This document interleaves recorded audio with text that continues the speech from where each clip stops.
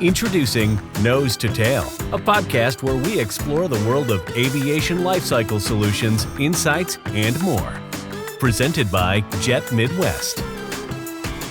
Welcome back to the Nose to Tail podcast. I'm Patrick Kraus with Jet Midwest. I'm here with my friend Mark Robinson. I'm sure those board meetings were great with the founders. Go, well, we're just going to pull the trigger on that A330, and you're like, I don't know how many millions you had to spend in spare parts just to have one airplane. You know, so it's certainly an interesting dilemma to put you through in the supply chain side of it, which is where we were interfacing with you guys. We had some good mechanics who did a lot with a little while maintaining FAA standards. The purchases were opportunistic. The aircraft was there and we thought we had a use for it. And the tooling was sort of an afterthought. It's like buying an Audi 15 years ago or something. Right. And didn't know the electronics were going to go on a year. I don't think we looked at the potential cost of that whole Airbus investment when we went with them. Although we had an early Airbus, a smaller aircraft, but it was opportunity driven. And we thought that we could create more opportunity. Being real estate developers, always the optimist. Well, certainly it helped to be in a real estate boom. That probably didn't hurt. You go, hey, we've got some coconuts over here. We need to put them somewhere. Let's go buy something that loses money every day and see how that works out. Obviously, it made some money. Otherwise, you guys would. In fact, I've heard stories. Mike Logan, our CFO here at Jet Midwest, was working as a CFO at Ryan. You know, he said, geez, I think we could have probably saved the airline had they made different decisions about some of the real estate challenges they were having. You know, he certainly thought that there was something there that maybe could have been done. But those are tough decisions when you're staring at two huge companies like that. A yes and a no there. There was pretty good walls between the aviation and the real estate side in terms of what the banks would allow. Banks that would lend to us were conservative Midwestern banks. If the money dropped out the bottom side, that was truly a net profit and could be used for something else. But if it wasn't, it couldn't. Mike, being on the aviation side, was maybe hopeful that the real estate side could pull more over, because there were times when the profit from the real estate side, I guess if it was profit that could have been reinvested in tooling and more opportunities, you could have built more routes that way. But I'm not sure there were more routes to build. We had people on the street. We had people internationally looking for that route. And it would take a lot to establish Orlando to South America, whatever country we want to pick. There was some volume coming there. There was a lot of vacationing occurring in Florida from South America. And a lot of real estate got bought in Miami from South America. So we were building those routes. We flew some of those routes, but we had some maintenance issues there. We had some demand issues. We had Miami airport issues. Towards the end, we looked at, we brought Jeff Potter in as our chief operating officer. Jeff had significant aviation experience. And we started to look at maybe more like the Allegiant model, a secondary hub that we could pick people up in somewhere in Kansas and then get to O'Hare and then get to Orlando. But I guess not O'Hare, but maybe Peoria or Rockford. The Rockford built a good business with Allegiant flying to Florida and other destinations, which we were looking at a Branson destination. Jim Flynn of the three-letter fame of earlier ended up sponsoring Frank Sinatra impresario in Vegas for a while. He asked us for what to invest in that. We didn't, but he's in Branson. He's been in Branson for a long time, putting on shows. So Jim could have been our lead into Branson. So, we've talked quite a bit about Ryan, the aviation world. You've been out of aviation for 9 years. Right. Talk about what you've been doing recently and maybe where you're going to go or where you have been going since you left aviation. I came here, so that was part of it. Well, yeah, but that was aviation still. So, yeah, we found your sucker. We suckered you in. We get it. I love the work out here. That's why I'm back today. We were building then, you're still building. It's exciting to see the progress in 10 years with Jet Midwest. The systems, the processes, the quality of the stuff you're doing, the quality of the people. Not that it wasn't good then, you got more people, so it's harder to keep them headed in the same direction. You've done a good job of building an esprit de corps and a brand that is not just a slogan, it's a lived slogan. And people have bought into it. The least thought thing that I would do this morning was to drive around with Aaron Tooley, one of your people. He gave me a tour of the whole place again, both buildings, outside, inside, all of Aaron's stories, and the history. And doing that, just seeing the vitality of sort of the flag war in the that JMT, where they're working at everybody's got their own little thing going over there. A lot of personality in that floor, and the white dragon up in the lookout tower looking down at them. That's all fun. That builds an emotion that keeps people together. That's the glue that keeps good people here. You've got a lot of people here for a long time, so that's exciting. It's exciting to see. Yeah. It's exciting to see your potential. I came by the engine behind us this morning, and they took the gearbox off of this morning and put it on the one next to you, and so it's ready when somebody needs it. I talked to the engineers about the testing they're doing. It was exciting. We walked into the old test cell here. I don't think I ever was in the test cell itself before. And I said, you should move the podcast. You think this is good? Put that cell behind you, just a little table in there. That'd be great. Yeah, for anybody who doesn't know, that big test cell was probably built in the late 70s, I would guess. It looks like a control panel from a B movie, sci-fi movie with a bunch of knobs and buttons. And if you hit the power in the room, the buttons all turn on, and the throttles, I think they probably still work. We don't turn them on because no one's really touched them and taken care of them for a couple decades. But it has been fun. The growth that we've had as an organization, both in product line and really taking our philosophy. And once we moved into the base here in KC, we had to change, right? We were just a parts company. And then we really started to say, well, we need to do asset management. We have this big base. Let's go ahead and capitalize on it. And we started down some of those things and started the MRO. And like you discussed, the Trent 800 behind us here, great backdrop. And that's another foyer thing that, 10 years later that we finally got to, something that we've probably wanted to do for 20, but it's just taken us a while to get enough momentum behind what the organization's doing to get there. So certainly a good journey. Always good to be complimented by someone who's left and comes back and sees it and goes, wow, it's doing all right there. You've had other people that left and came back. It's good to see that. The grass was not green on the other side. There's still growth here. They were excited. Spending the last couple of days together with your staff, there's some excitement there. We had a great day yesterday. Yeah, I think so. I really loved the interface with our leadership team and the ability for them to just really kind of express themselves, regardless of what their expressions were about, sort of good, bad, and different. That's what you want out of your leaders, is be able to talk your way through some of those tough conversations. And some of them were in the room together for the first time. Somebody that's been here for less than a week. Yeah. And he wasn't afraid to talk. And that's exciting. And for them to realize they can talk to each other, talk to you, a lot of respect for you in that room. There may have been a bit more fear if you were in the room 10 years ago. And just to watch your maturation, you're coming into management. And it's fascinating to see how you've channeled. You're an assertive person. You're an aggressive person for opportunity. And that's not bad. That's how you build an organization. You take that founder's energy with your family and you look for opportunities. You've got those opportunities. You bring them in. You hope other people can feel that. And I don't know that 10 years ago, everybody felt that same passion. The market, there were other things that were getting in the middle of it. A lot of things taking people's attention away maybe, but it's exciting to see people focus now. Yeah. It's part of why we brought you in to help us do some leadership training is, sometimes even the leader needs to hear a different direction and maybe get a method to change what I do on a day-to-day basis and integrate those things into how I'm going to continue to lead that team. And I certainly appreciate it, all of those efforts, and look forward to obviously more results right in the end, right? So why is it we run this crazy business? To survive. And I thought that was a great way to start things yesterday as a business owner. Go, yeah. And those people who've been around me a long time, with the organization for a long time, they get it.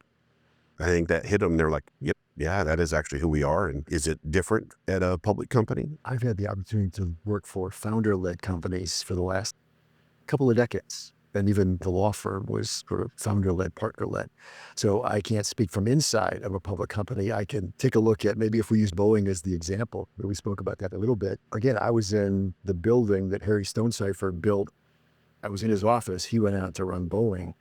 And it was his decision, I believe, to move their corporate office to Chicago. At the time, as a younger business person, as a relative neophyte maybe in aviation, I thought that's interesting. You're moving away from production.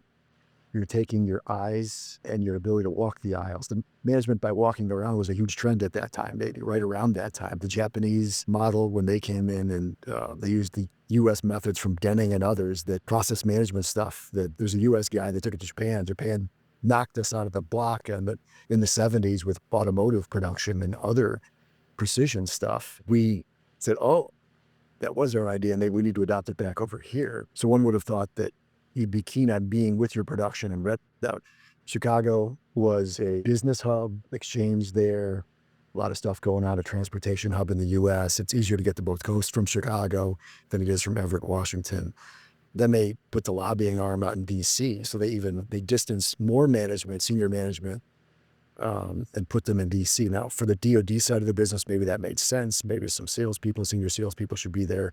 So you've got these 3 hubs in the U.S., but the one that's generating what your long-term strength is out in Washington.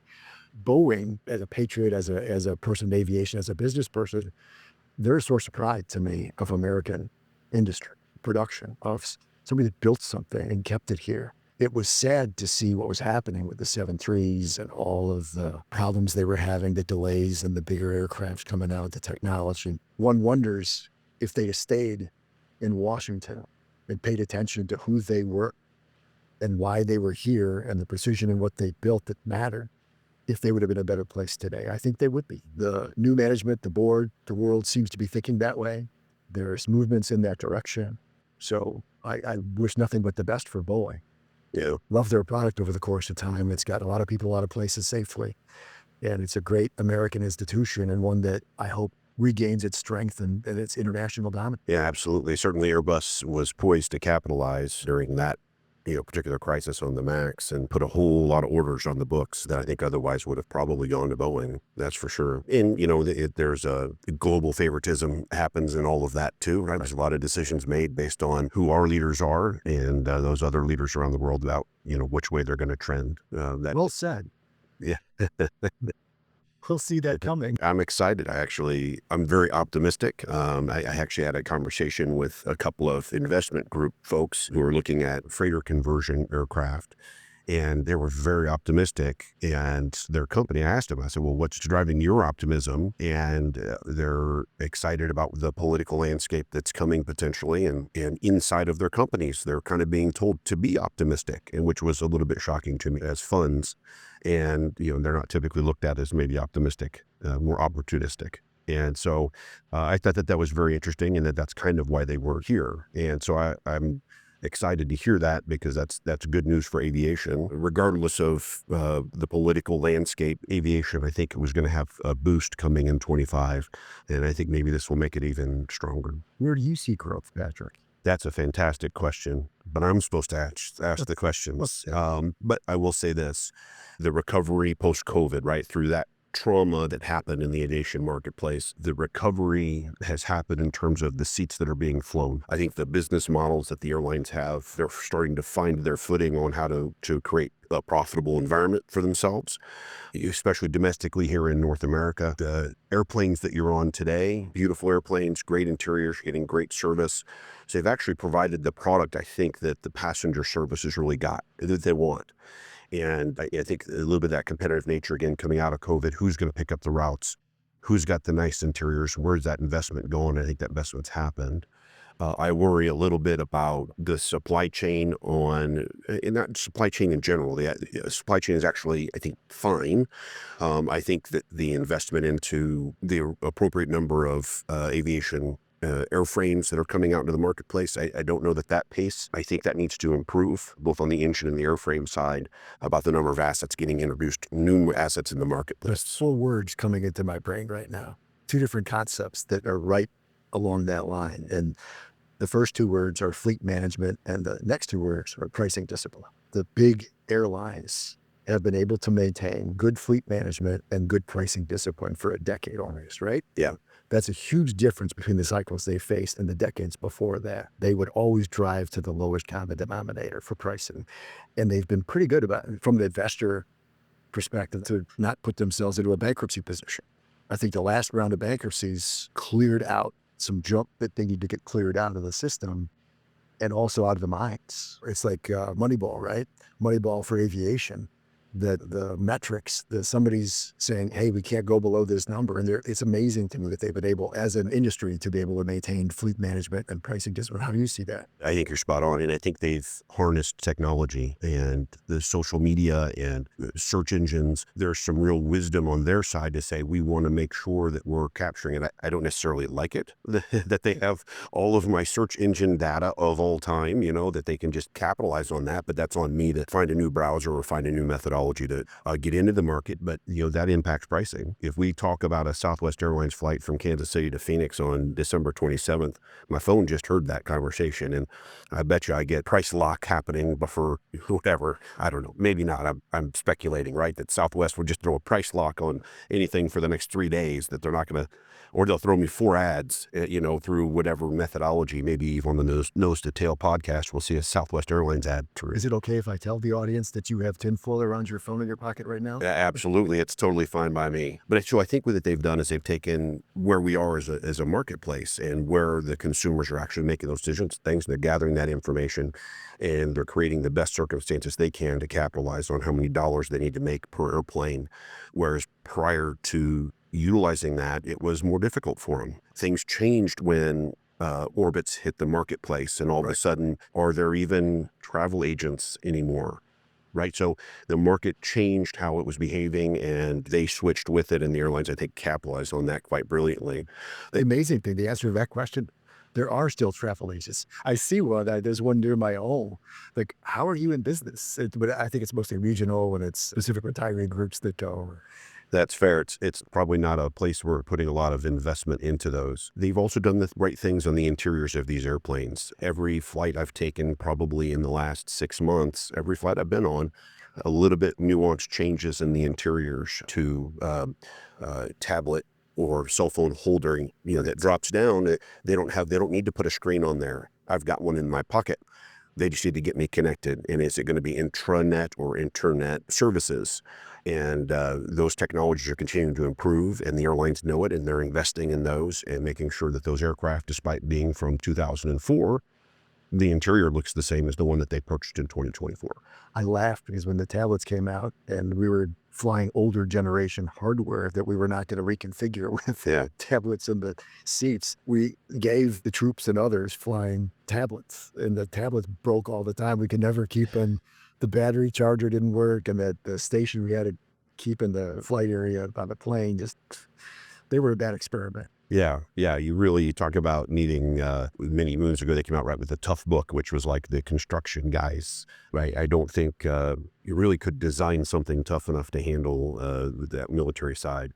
But again, so you're getting to see those things and those upgrades. And I think that's another telling piece, that the airlines wouldn't be investing in those pieces and really growing that aviation. Again, a little bit worry about the supply of fresh airplanes into the system. If the engine supply chain doesn't fix itself, it hurts the airframe side. So give you an example. I approached a leasing company to explore purchasing an Airbus narrow-body airplane from them that was being returned from lease. It was a 12-year-old airplane. Before I could really get engaged in the conversation, they'd already torn down the airplane. It's 12 years old. And they did it because there just weren't enough engines in the market. They had a demand on the engines. They were getting a price so high. They're like, we can, in a way, throw away the airplane. And so the consequence of that is a 12-year-old airplane that should have been in the market for another 10 years is gone. And I've seen that repeat itself in the last year a couple of times. And it worries me that if we don't catch up on the engine side, it's just going to make the airframe side get a little bit further behind. I don't know if that's a perfect market study, because it's only a handful of instances. But if it's happening in those markets, and I worry that it happens more. It would be interesting to take a look at the drivers for that. Why is that happening from the production side? Engines cost a lot of money. Yep. And it's a very expensive piece to be sitting on a shelf waiting to be used. But from the production side, why isn't G putting out more engines? Or are they putting them out for different purposes? They focused on different size engines. I don't know that market. I haven't looked at that hard. I'm okay. I just was hoping I could get that airplane for myself instead of being torn down and consumed by a competitor. So a little bit selfish on my side, but so maybe double regret about it. But anyway, so it was I do think that could be a challenge for us, moving forward in the marketplace. And is it better for Jet Midwest to have older aircraft in the sky that are flying planes that leave your parks? It is. Do you want to be in a small marketplace where there's not a lot of competition? I think for me, I think the value is making sure that the assets that we have are serving the customer base that we've developed. And so if we have a great customer base who's flying 777s, right, that's a core of our business. So if the 777 customer base, if we're able to fulfill those demands, we'll spend the money on the aircraft and we can increase what we spend on an aircraft to purchase if it makes sense to extract those items out of the aircraft and serve that customer to keep their airplanes in the air. So really for us, we're more customer focused in those areas. I certainly prefer to tear down an airplane that's a little younger because it'll have less wear and tear and have higher modification status. So those things are nice, but it's also got to be the right price. I don't want to pay triple for something when I could get 3 models of those that are, 5 years older. So there is a special spot there that we try and look at, but also at the same time, sometimes it's just opportunistic what's available. I think that's where we're at today. In a lot of the marketplaces, what's in our market, what is available actually for sale when we call that leasing company looking for assets and there's just not much available or much even in their piping. And that's telling a story. And I'm not sure what the whole story is yet, but there's a story there. It'll come. I think so. Airplanes do get old and expensive to take care of. And guys like us will be out there ready to scoop them up and help find the next home for them. Well, every single person that comes on the podcast, I always ask them what their favorite aircraft is and why. So no different for you. So Mark, if you could pick one, if you need to pick 2, that's fine. But if you could pick one, what aircraft would be your favorite? I would say for sentimental purposes, the Stearman. The gentleman I spoke of earlier, Chuck Thomas, he was the managing partner of the law firm, helped me get going in my career. Chuck had the Rockford Glider Club out at his farm. He had a place called Kings Acres. He moved to Rockford in 1960 and raised his kids on a farm that at that point was outside of town. And he had a lot of land, so he put a runway there. Then he had the King Air, he had the Rockford Glider Club, he created the Rockford Polo Club, a bunch of stuff. Chuck was a Forrest Gump of the world. Kevin Uliassin, when he was trying to get around the world, and that year of everybody trying to fly around the world in a hot air balloon, Kevin's base was Chuck's house at King Acres Farm. And he was supposed to be there for 3 days. He was there for about 3 months. And then the first time he got only as far as Indiana and he hit some high wires. And with that second time, he made almost all the way around the world. But he didn't win that competition. But it was fun to watch and be part of that. Chuck flew for the U.S. hot air balloon team, flew in Turkey, Israel, Japan, flew over the Great Wall in China, had some great pictures there. But Chuck had a Stearman. And if you had a firm party, a family party, or he'd take people up in that Stearman. Before my dad passed, he had my dad in that second seat. I think there was a lot of fear and also some fun in the eyes and the experience. And it just the notion of somebody that was curious all the time about everything. Chuck raised bees and he had the whole suit. Sometimes he didn't wear the suit. Sometimes he got bit a lot. Sometimes he'd want the bees to bite him in his knees for arthritis, health, his version of wellness. He spun his own honey with his wife. I have some of their jars at home. It's fascinating. So it just, when I see those, there's somebody bought, as he got older, he realized his faculties weren't flight-worthy perhaps. So I think the last thing he kept onto was he sold Buckeye-powered parachutes. And it's a go-kart with a Everglades fan on the back end of it and a parachute somewhere in the back. And the first time I went up with Chuck, he said, "You'll feel a little bit." I got a motorcycle helmet on, sitting in the second seat, and we're running down the grass runway.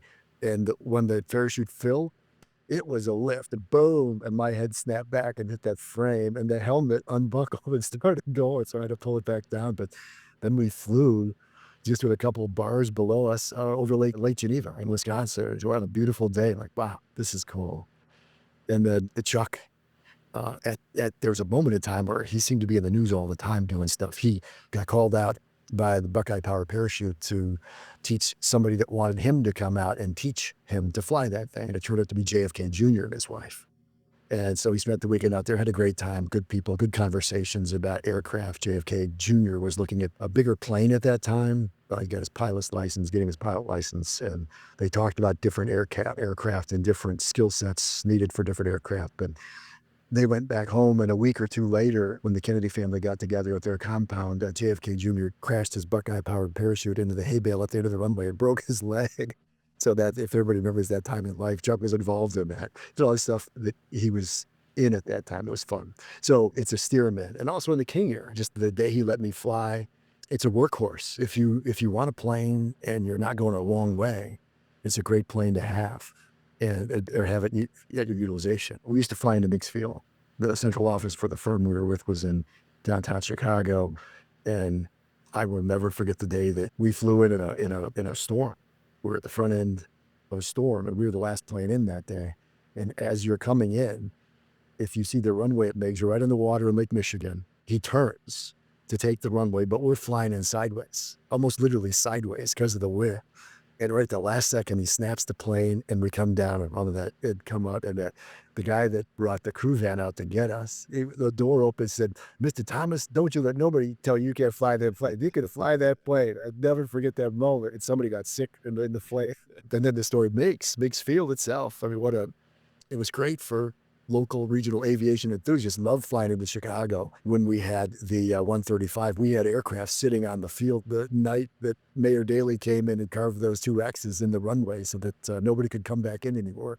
You could still get out, but you couldn't come back in, and now it's a park. So it's probably a better community. That's awesome. What a great story. Any other stories or any other commentary maybe good for the listeners to hear? A local senator had the ability to get a few people to go out on an aircraft carrier in San Diego or the Bay to spend a night. And something came up, so I couldn't go, but one of the owners went, and he spent that night on the deck, sleeping on the carrier, and got to meet Mike McCabe. Mike McCabe was commander of the 3rd Fleet, Rear Admiral. Mike was in the movie Stealth. He's the admiral that comes to the bridge and says, "I never thought I'd see the day when they had an AI plane flying." And he was in a couple other movies, and Mike was one of the original instructors of Top Gun. He's part of that program. He shot a MiG down. He's got a lot of award hardware from the Navy and others, and had held a lot of interesting positions. Mike was a great guy, and Mike was retiring. Mike ended up coming on board as the CEO of Ryan Airlines when he retired. We had some civilian versus military management style differences that we had to get through a little bit, but what a great individual to bring him in and bring the legacy, his information, his knowledge, his history. It got tougher. And he had a medical issue towards the end. He had cancer, and we were looking at bankruptcy. So it wasn't the best time for him to be there. We had a lot of challenges for ourselves that we didn't know how to deal with, but he was a good guy to be around, a world-class guy. I can tell you that a side story from that we were in D.C. for a meeting, Mike and I, and my family came out. And Mike wanted to give us a tour. He was going to meet us at the Smithsonian Museum, and then he was going to take the kids on a driving tour around the city. So we met at the Smithsonian. My wife and the kids actually did the tour beforehand. When we got there, the docent that was leading the tour around had a question about the capsule, space capsule, what's in there.